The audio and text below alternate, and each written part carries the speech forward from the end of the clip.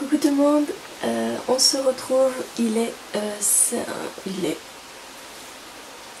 on est le samedi 20 août, là il doit être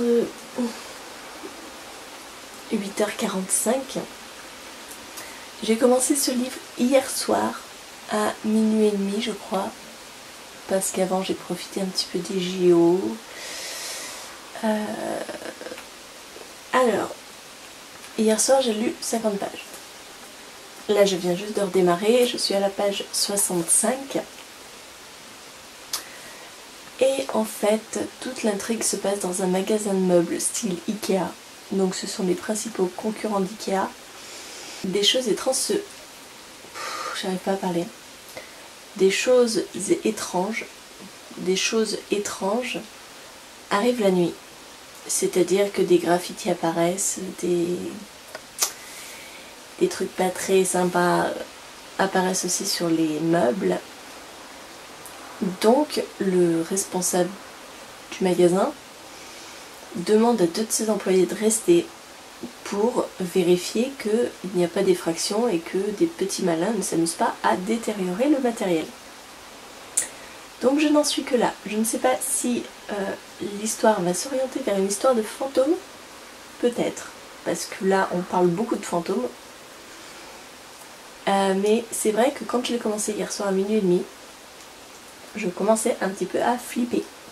C'est bête, hein, mais me retrouver coincée dans un magasin de meubles la nuit, un magasin aussi grand qu'Ikea, c'est flippant.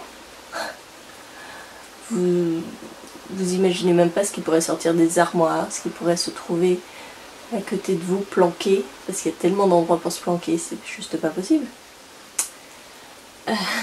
Donc j'ai bien fait de mettre ce livre dans loup-garou, catégorie loup-garou, un livre à ne pas lire la nuit. J'aime beaucoup, il est très court, mais en fait ça prend pas mal de temps. Je pensais pas, parce qu'il y a plein de petits schémas, plein de petits trucs à côté à lire qui agrémentent ce livre.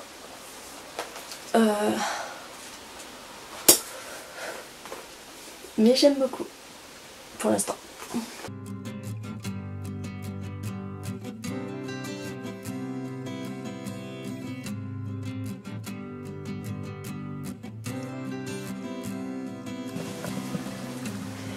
Et sinon, pour vous montrer un peu, il fait un temps pourri. Il pleut. À part lire, je vois pas ce qu'il y a à faire aujourd'hui. Coucou. Il est 14h24. Ma fille dort depuis 1 heure. J'ai un petit peu avancé dans le roster. Je suis à la page 142. Il se passe pas mal de choses. Donc nous sommes toujours la nuit où tout le monde reste pour découvrir ce qui se passe exactement dans ce magasin. Et on commence à avoir des manifestations bizarres. Et là le personnage principal est en train de se faire attaquer. C'est dégueulasse. C'est étrange. Je continue. Et puis pendant ce temps-là, ma vidéo vlog numéro 3 en code. Et si elle se termine assez tôt, je la mettrai sur YouTube. Voilà. Mais ça prend du temps. Ça prend moins de temps qu'1h30. Hein, parce que j'ai réussi à faire les réglages, maintenant ça va mieux. Mais il reste encore 6 minutes.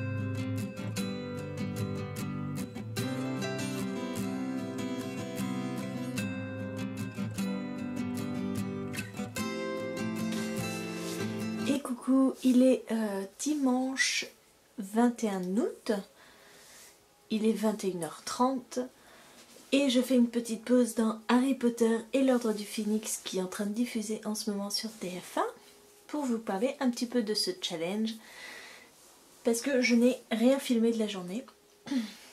Après tout, on est dimanche, donc le dimanche on n'est pas censé faire quoi que ce soit, hein. On était en famille, on a fait du vélo, enfin bon. On a pas mal bougé et j'ai quand même réussi à lire. J'ai attaqué ce matin le tome 2 de Red Rising, donc Golden Sun de Pierce Brown. J'avais hâte de me replonger dans cet univers, mais j'avais quand même assez peur parce que le tome 1 avait été vraiment une très bonne lecture.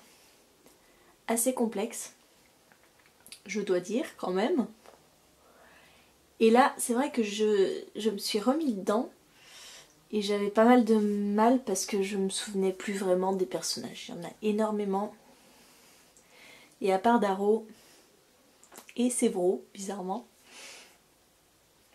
Puis surtout que ce tome 2 repart 2 ans après le tome 1. Donc il a dû se passer pas mal de choses et forcément on replonge dedans sans trop savoir quoi.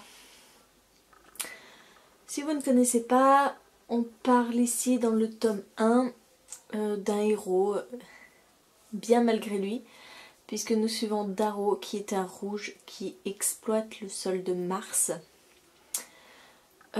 C'est un rouge, c'est-à-dire qu'il est au plus bas dans la hiérarchie de la société, les plus hauts étant les Ors. Darrow, bien malgré lui, si vous voulez, à cause d'un incident qui va se produire au début du récit, Darrow va se retrouver dans la résistance et va se retrouver à intégrer les Ors